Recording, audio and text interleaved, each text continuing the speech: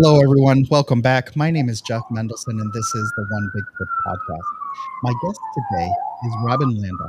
Robin is a distinguished professor at Kane University and a globally recognized expert in ideation, advertising, branding, and design. She is called a creativity guru and one of the greatest teachers of our time by the Carnegie Foundation. She teaches not only university students, but trains industry professionals to generate worthwhile ideas as well. She is using her creative powers for good.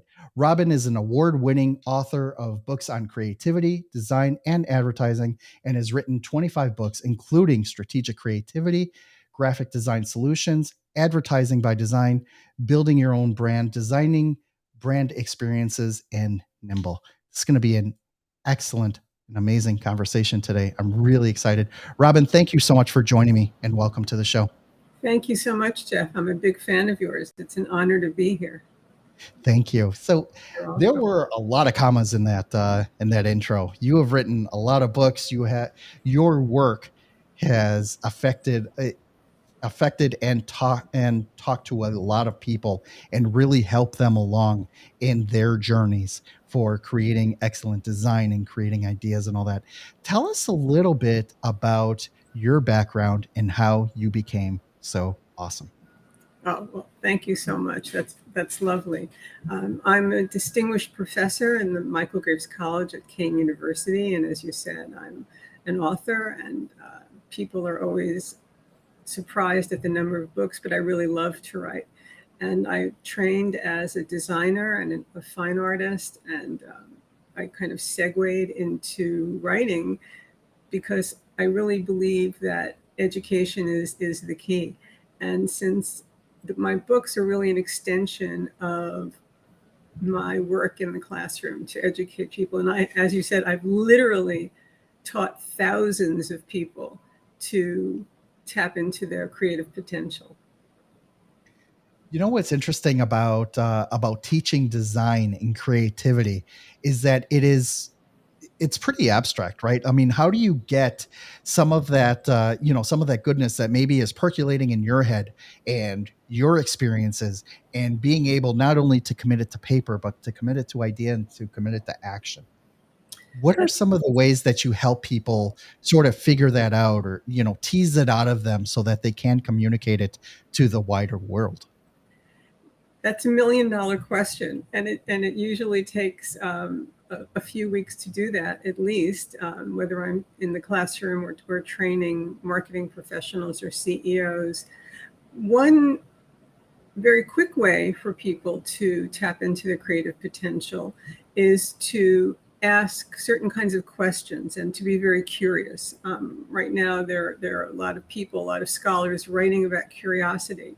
And curiosity really is a key. If you're curious not just about your own expertise, so for example, your own vertical. So if you're in marketing, your vertical is marketing. But if you think about a T, the letter T and the crossbar of the T extending into other areas, then you're broadening your knowledge base.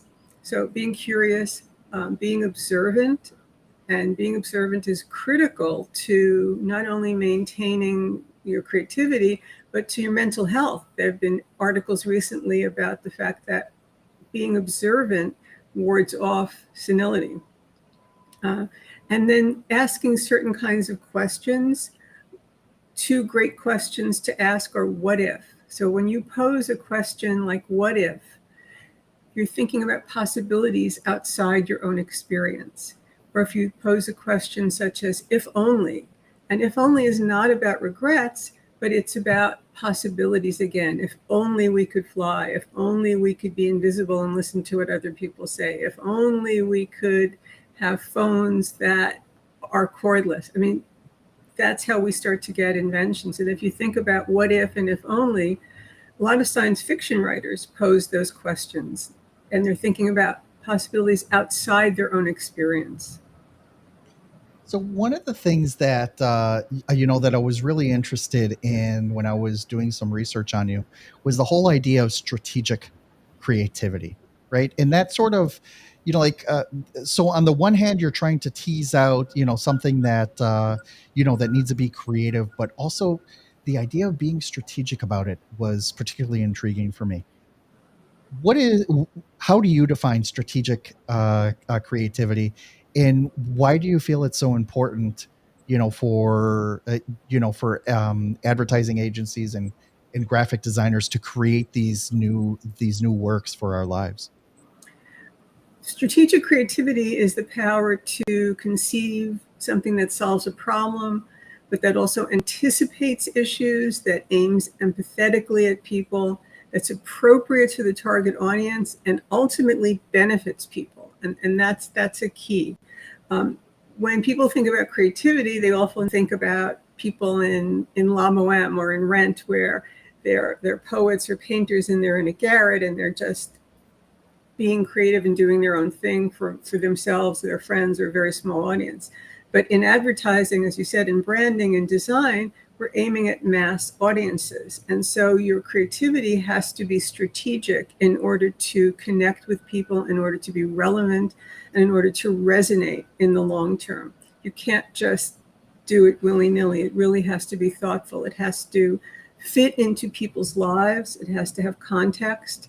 It has to have an appropriate perspective. It has to be somewhat humanistic. You have to really think about being people-centered. You have to make, as I said before, observations, really, because you're looking, whether it's advertising or branding or design, you're always looking for that human truth. You're always looking for that insight on which you can base an idea. And your solutions have to be interesting. With so much going on 24/7, we can access the world and entertainment and information. Your solutions, your creative solutions, have to be interesting, or they're going to fall flat, or no one's going to notice, and no one's going to pay attention. And then you have to offer some content, something that's interesting to people, something that they will want, something that they will spend some time with. And then you have to be really empathetic and really think about what benefits people, what's in it for them, what do they want, what do they desire. And that's where all the strategy comes in. What, one of my favorite examples of talking about design is subways, whether it's the New York City subway, or a great example is the Mexico City subway, if you're not familiar with it. uh, Basically, what they need, when you're designing a subway system and you're designing the signage for that system, it's very important that it's very legible, that anyone can figure out it, in a quarter of a second where they are and where they should be. And that is achieved by big bold fonts, that's achieved by colors, that's achieved by, clearer markings. And that is really the hallmark of what makes a subway usable, right? If you design a subway and you design a subway system that is hard to navigate, people won't use it. They'll get frustrated, they'll get lost, they'll end up in the wrong side of town, things like that. What are some of the examples that you like, that that demonstrate what strategic creativity is all about, and how it really helps achieve the goals that it set out to pursue? A client like Burger King is a great client to have because they're really willing to do things that are not formulaic or pedestrian. They're willing to take risks. So if you think about the Whopper Detour, which is an extraordinary campaign, it took several years to get past the legal teams. What they did was they offered a Whopper for 1 cent, but the catch is you had to order it at McDonald's. You had to be in the vicinity of a McDonald's in order to order it on your phone. And the whole goal was to get people to download the Burger King mobile app and to use it for ordering. And since McDonald's has a greater geography, there's so many more McDonald's than Burger Kings, they really used that geofencing idea to get people to troll. And Burger King is known for trolling McDonald's, and people loved it. People really thought it was hugely entertaining, and it swept all the awards, which is something that all agencies want. But more importantly, people downloaded that app. and there were millions of downloads very quickly, and people started using the app to pre-order their food. What would you say is an example of great advertising? And I'm sure you've seen a lot, especially being, living in New York City, you're almost bombarded with it, right? And I think that, by living in a city like that, you really do see these great examples of both old and new advertising that, can be unique that you probably wouldn't see in other parts of the world. What do you see as like great advertising, really impactful, that not only translates to to something that's great where you live, but also can be easily propagated to other cities as well? Well, the end part of your question just changed what my answer was going to be, but I'll tell you what my original answer, which was going to be, because it also could be for tourists. It's Fearless Girl. McCann, New York, created this statue of a girl facing down the bull on Wall Street, and it was for global State Street advisors. And the idea was to have more women on your team, more women on board. And it became a global sensation. I mean, people just came from everywhere. Tourists, when they were visiting New York, came to see Fearless Girl.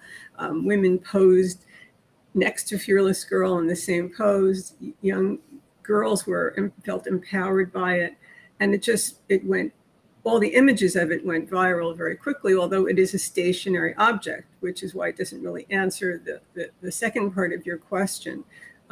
Something that really did hit all over the place is a social film by Pereira Odell, an agency in New York. PJ Pereira is the president and chief global creative officer of Pereira Odell. And he created these films for Intel. And the first one, well, I think it was the second one that really hit big, was called The Beauty Inside. And it was a series of, I think, 7 installments that came on Facebook that you could watch on Facebook. He auditioned people on Facebook to be in the film. And it was about a person who every time this person wakes up, he's in a different body. It's the same person on the inside, just like Intel is on the inside, the beauty inside, but the person looked different on the outside. And when this person fell in love, he had to deal with the fact that his physical being kept changing. And it was really a breakthrough idea in advertising to have social films. And everything out of that agency is just brilliant. Amazing. So when you're looking at different brands, what makes you stop and be like, just shake your head like, geez, these guys did it wrong, right? Anyone can talk about great advertising, but how can you talk about horribly bad advertising and really see like, geez, these guys really missed the mark? What are some examples you've seen of that? Well, I won't name anybody. I never name examples of bad advertising, but I can tell you what constitutes bad advertising, and that's being formulaic. When I was a student, I took a course with Sal DeVito of DeVito Verde Agency, and he would put up these signs around the room for the critique, and you had to put your own work under the sign that you thought matched it, even if you realized that you had done a bad job. And one of them was, "It sounds like advertising." And that's something that you really want to avoid. You don't want the work to sound like advertising. Nobody wants to be sold. Nobody wants a sales pitch. You have to get under people's radar.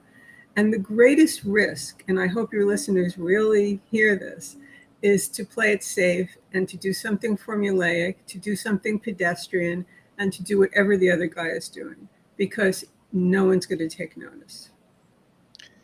What's interesting is that we were graced with the show Mad Men, which really had these great vignettes of pitches of when people would come in, and they would be pitched on women's stores, and the lipstick one particularly sticks out for me. When you see how brands and advertising are portrayed in these types of shows, what goes through your mind? Are there some of them that you're like, oh my God, this is genius, they did a really great job? Or are there others where you're just like, nah, they got it all wrong, this shouldn't be there? I think what they do hit on is when they're looking when you see that they're looking for an insight, that they're trying to understand their audience. What hurts is when they really sound like hucksters and they sound like snake oil salesmen, because advertising can do a lot of good. A lot of brands right now are trying to do good for society. They're trying to, they contribute, they have foundations, they are interested in sustainability, and they're really trying to align their values with Gen Z. Gen Z really wants to know what you're doing for the world. They want to put their money, and they can, with a brand who's going to do more than just make a profit. So when these shows really show you that they're really thinking about the audience, because it's not about the brand, it's about the audience, it's about what you can do for them, and understanding who they are, that's when they hit it right. I love it. Thank you so much for articulating that. Robin, where can people learn more about you, and how can they reach out to you directly if they want to learn more? Thank you so much for asking that, Jeff. My website, robinlanda.com, you can get free stuff. You can download a quick start guide to strategic creativity, a quick start guide to advertising by design. And for my forthcoming book, The New Art of Ideas, you can get a worksheet there, and you can get other stuff as well. I'm on Instagram, I'm on LinkedIn, I'm on Twitter, I'm on every social media platform, so please connect. Amazing. Robin, thank you so much for joining me. It's been a lot of fun. I love nerding out on this. Just talking about this is design and tossing it around, with different people. You always get a slightly different view of how people interpret it. So I really appreciate you taking the time to break it down for us. Thank you so much, Jeff.